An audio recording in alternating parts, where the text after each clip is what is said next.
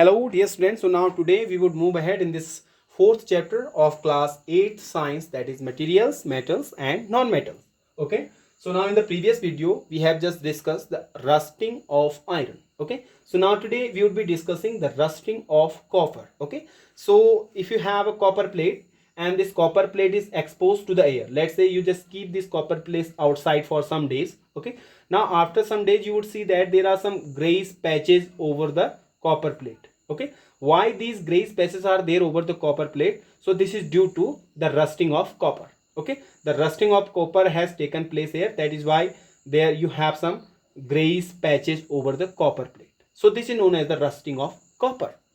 Okay, this is known as the rusting of copper because copper is a metal, and when it is exposed to the air, now if you see, in case of rusting of copper, you have copper and you have atmospheric vapor also, that is H2O. Then you have carbon dioxide also there in the air. Then you have oxygen also there in the air.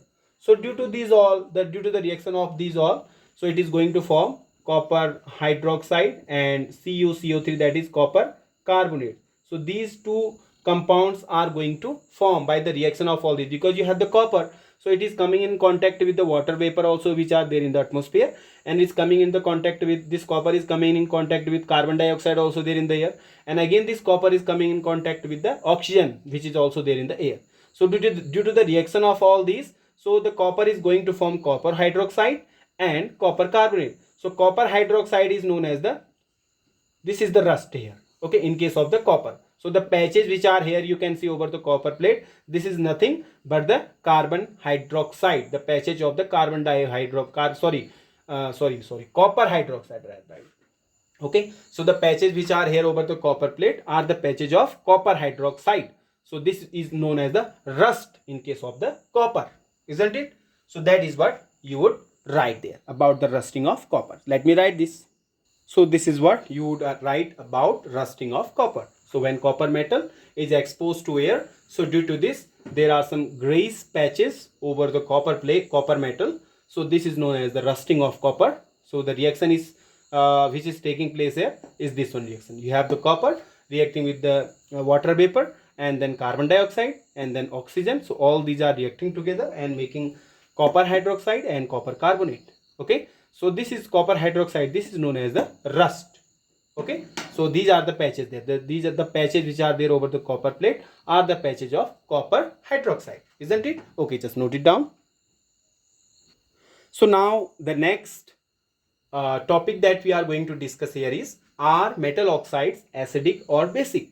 Okay, so what is the nature, what is the characteristic of the metal oxides? Metal oxide means, like just now we have discussed about magnesium oxide, copper oxides, means whenever the metals are reacting with the oxygen, so they are going to form metal oxide. Okay, so what is the nature of the metal oxides? Are they acidic or basic? That you have to tell. Okay, so metal oxides are acidic or basic, that you have to tell. So for this we would use the indicators. Okay, so if you have any solution, let's say you have two solution, let's say you have two solution here, you have been given two solution, and you have to check whether the given solutions are acidic or basic. Okay, now for that we are using the indicators. Which one indicators? Commonly we are using the litmus paper. Okay, commonly we are using litmus paper. So litmus paper is available in two ways. Okay, in two types. We have red litmus paper also, then we have blue litmus paper also. These two litmus papers are available there in the market. Okay, it's just nothing but a strip of the paper like this. Okay, some are red and some are blue. Okay, now suppose if you have red litmus, let's say this is the red litmus, and you dip this red litmus here in this one acidic solution, let's say in this one solution. What is the solution? We don't know which one solution is this. Okay, now you dip this red litmus paper in this one solution. This is red litmus paper, this is red litmus paper, and you dip this in solution.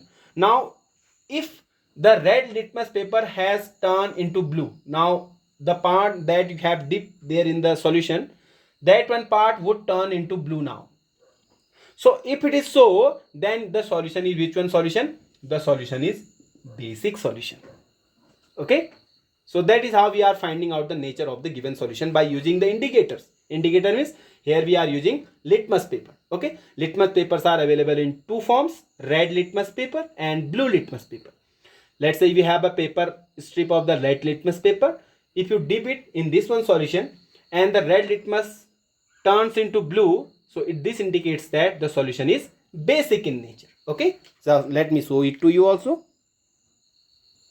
Here if you see, this is the red litmus paper. Okay, and here in this one bowl you have a solution. Okay, we don't know which solution is this. Okay, now what we do, we dip this red litmus paper in the solution. Now you can see the part that is there in the solution has turned into blue. Okay, so if red litmus turns into blue, it implies the solution is basic in nature. Okay, so this is how you would check whether the given solution is basic in nature or acidic in nature. Okay, now to check whether metal oxides are acidic or basic, what we do to check whether metal oxides are acidic or basic, we make a solution of metal oxide.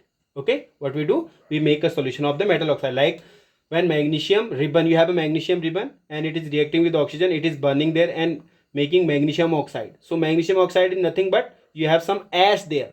Okay, you have the ashes, you have the ash of the magnesium oxide there. Now what we do, you just make a solution. Now let's say you have some water here, there you just put this magnesium oxide. Now it becomes a solution. Now this is the solution of the magnesium oxide. Now you have the solution of the magnesium oxide. Now what you would do, you would take the red litmus paper and you dip this red litmus paper here in this one solution. Now what would happen, the red litmus paper would turn into blue.